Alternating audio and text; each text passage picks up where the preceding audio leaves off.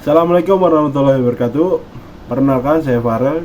Di sini saya akan membahas sedikit mengenai pengenalan tentang cloud computing.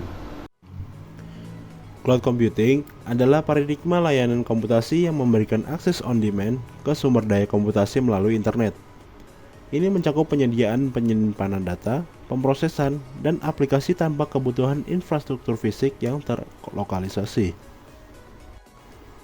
Beberapa karakteristik utama dari cloud computing antara lain, yang pertama, elasticity, yaitu kemampuan untuk menyesuaikan skala sumber daya komputasi sesuai kebutuhan, memberikan fleksibilitas yang tinggi.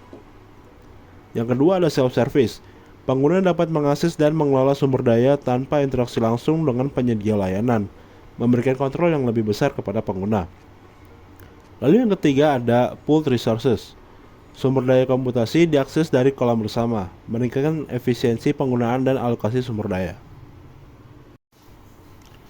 Beberapa model layanan cloud, antara lain, yang pertama ada infrastruktur as a service, yang menyediakan akses ke sumber daya fisik seperti server dan penyimpanan. Lalu yang kedua ada platform as a service, menyediakan lingkungan pengembangan dan hosting aplikasi tanpa perlu mengelola infrastruktur. Lalu yang ketiga ada software as a service, yang menyediakan aplikasi secara langsung melalui internet tanpa perlu instalasi lokal. Beberapa manfaat cloud computing. Yang pertama, efisiensi biaya, mengurangi biaya infrastruktur fisik dan operasional. Yang kedua, ada skalabilitas, mampu menyesuaikan dengan cepat dengan kebutuhan bisnis. Lalu yang ketiga ada akses fleksibel, yang pengguna dapat mengakses sumber daya dari mana saja dengan koneksi internet.